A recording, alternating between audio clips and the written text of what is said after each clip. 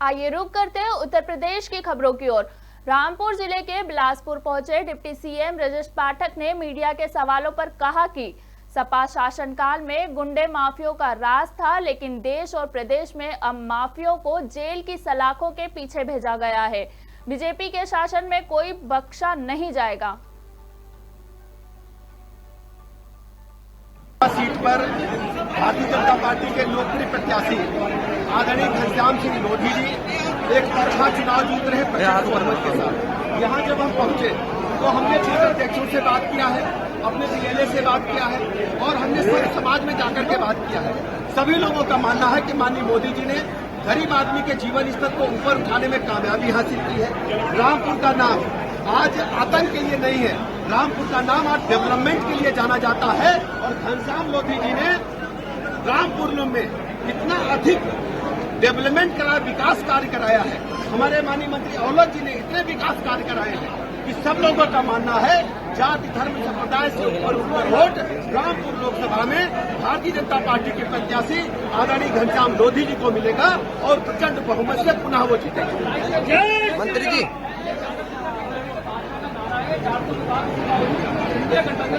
Samajwadi party 0 seat पाने वाली है।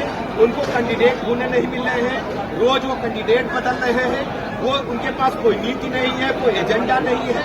जब सपा सत्ता में रही है, गुंडे माफिया मवाली लुच्चे लफंगे गरीब जनता को, व्यवसायियों को, किसानों को परेशान करते रहे। उत्तर प्रदेश की जनता ने उन्हें नकार दिया है, वो रसातल की तरफ जाने वाले। जालौन जिले के उरई में केंद्रीय राज्य मंत्री भानु प्रताप सिंह वर्मा ने प्रेस कॉन्फ्रेंस की। इस दौरान भानु प्रताप ने कहा कि पूरे देश में प्रधानमंत्री नरेंद्र मोदी की लहर है। देश का माहौल भगवामय, भाजपामय और मोदीमय है। नरेंद्र मोदी के गरीब कल्याण के कार्यों के कारण मोदी के प्रति जनता के मन में विश्वसनीयता घर कर गई है। मोदी के नेतृत्व में इस बार 400 पार का आंकड़ा बीजेपी अवश्य पार करेगी, क्योंकि अब की बार जनता फिर से मोदी जी को चुनने का मन बना चुकी है। इसके साथ मंत्री ने विपक्ष पर तंज कसते हुए कहा कि ईडी गठबंधन गुमराह कर रहा है। भ्रष्टाचारी किस घमंड से अपने भ्रष्टाचार को जस्टिफाई कर रहे हैं। प्रधानमंत्री कहते हैं कि भ्रष्टाचार हटाओ, लेकिन ईडी गठबंधन के नेता कहते हैं कि भ्रष्टाचार को बचाओ। ईडी गठबंधन प्रधानमंत्री मोदी पर चाहे कितने भी हमले कर ले, प्रधानमंत्री मोदी रुकने वाले नहीं हैं। प्रमुख मुद्दे हैं, आप सब लोगों ने देखा होगा, अभी लोगों ने एक रामलीला मैदान दिल्ली में एक रैली की है और उन्होंने जो रैली की है उसमें स्पष्ट है, सब जो आम आदमी पार्टी है उसका कहना ये है कि ये हमारे जो आम आदमी पार्टी के जो हैं केजरीवाल जी हैं उनके लिए रैली की जा रही है। लेकिन वहीं कांग्रेस पार्टी का कहना यह है कि रैली इंडी गठबंधन की रैली है, किसी व्यक्ति विशेष की रैली नहीं है। और विशेष रूप से मैं कह सकता हूँ, देश के यशस्वी प्रधानमंत्री ने कहा है कि इनके लिए ये गठबंधन हो सकता है, हमारे लिए तो देश की 140 करोड़ जनता है और जिन लोगों उसे इन भ्रष्टाचारियों से हमें बचाना है, हमें इनकी लड़ाई लड़ना है। उन्होंने स्पष्ट भी कर दिया है उन्होंने कि किसी भी तरीके से देश के लोगों ने, जो देश में इंडिया गठबंधन में हैं और लोग भी हैं जिन्होंने देश को लूटा है, उन्हें देश की संपत्ति को लौटाना ही होगा। ये मोदी जी की गारंटी है। इस तरीके से ये हम लोगों ने एक प्रेस वार्ता की है। मेरठ से बीजेपी उम्मीदवार अरुण गोविल ने कलेक्ट्रेट ऑफिस में अपना नामांकन दाखिल किया। इस दौरान उत्तर प्रदेश के डिप्टी सीएम केशव प्रसाद मौर्य मौजूद रहे और इस दौरान उन्होंने कहा कि अरुण गोविल ने अपना नामांकन दाखिल किया है। जनता और कार्यकर्ताओं में अरुण गोविल के प्रति बहुत उत्साह है। इस बार हम उत्तर से सभी 80 सीटें जीतेंगे। उत्तर प्रदेश और पूरे भारत में 400 पार कर एक बार फिर पीएम नरेंद्र मोदी प्रधानमंत्री बनाएंगे।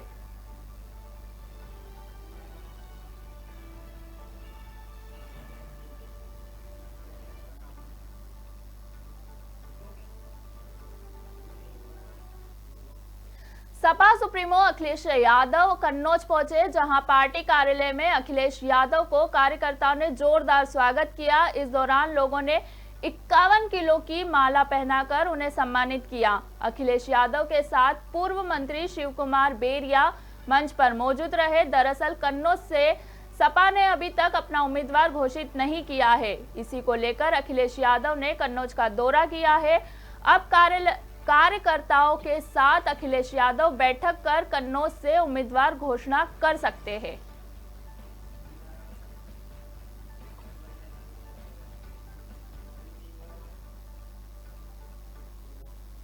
उत्तर प्रदेश में सरकार भले ही भ्रष्टाचार को लेकर बड़े बड़े दावे कर रही हो, लेकिन सरकारी तंत्र सरकार के सभी दावों को पलीता लगाते नजर आ रहे। सरकारी तंत्र का रिश्वत का गोरख धंधा नहीं रुक रहा। ऐसा मामला सहारनपुर से सामने आया है, जहां एक अभियुक्त जिला अधिकारी के पास शिकायती पत्र लेकर पहुंचा, जहां व्यक्ति से जमीन के नक्शे की कॉपी के लिए रिश्वत मांगी गई।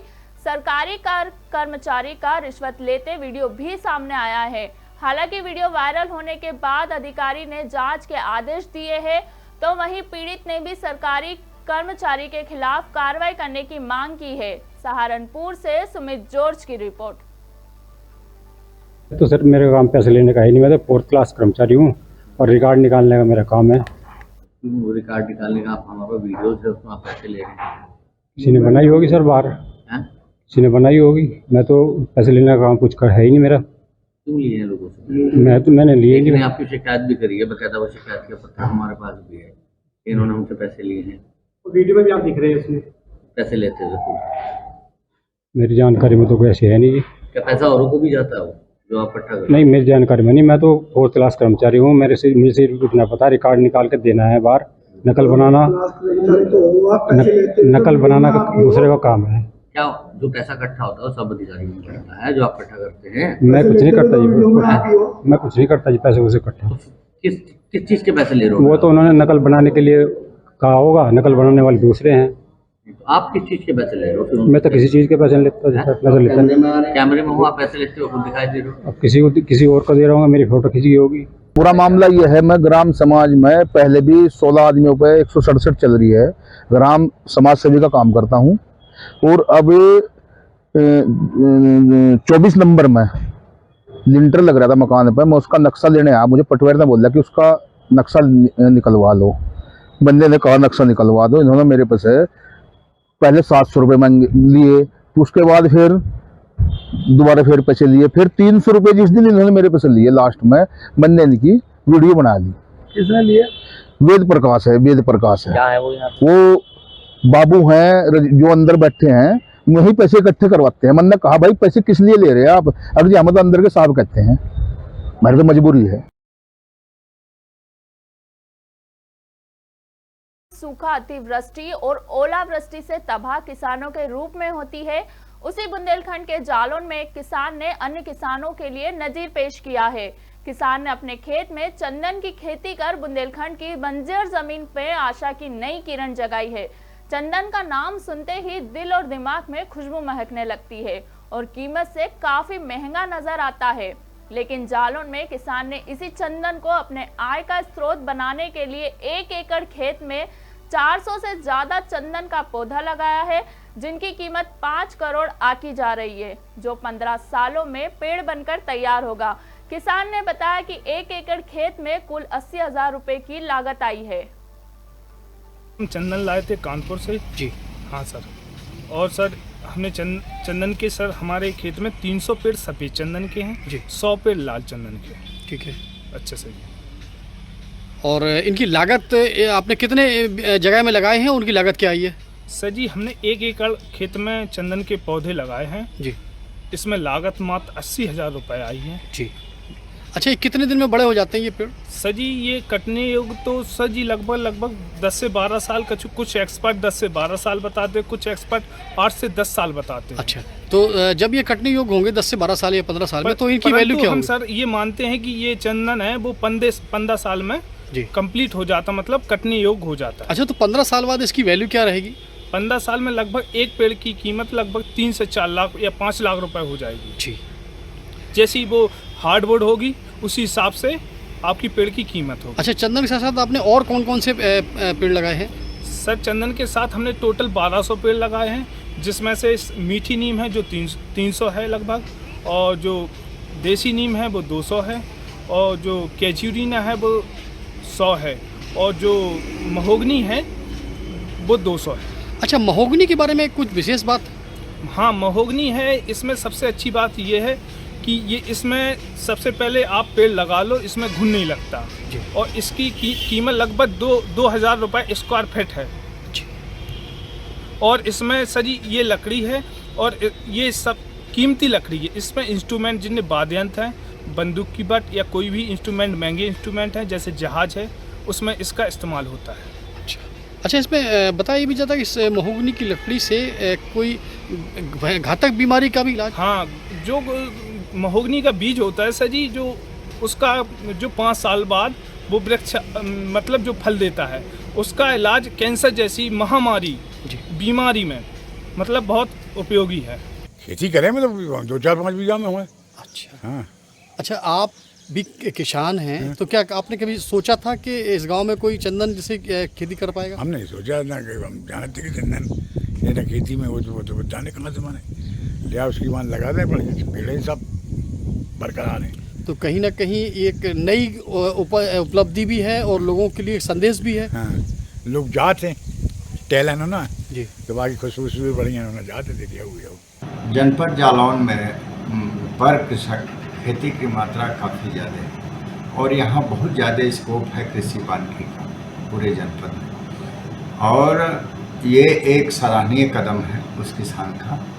और मुझे आशा ही नहीं, विश्वास है, पूर्ण विश्वास है कि यहाँ के लोग नकल करते हुए उसके साथ साथ में अन्य जो कैश क्रॉप के रूप में जिन फसलों का उपयोग किया जा सकता है अधिक से अधिक उगाएंगे। वन विभाग हर कदम पर, चाहे तकनीकी ज्ञान का हो, चाहे उसमें कब क्या मैन्यूरिंग खाद पानी देना है, किस तरह से उसको उपलब्ध करा।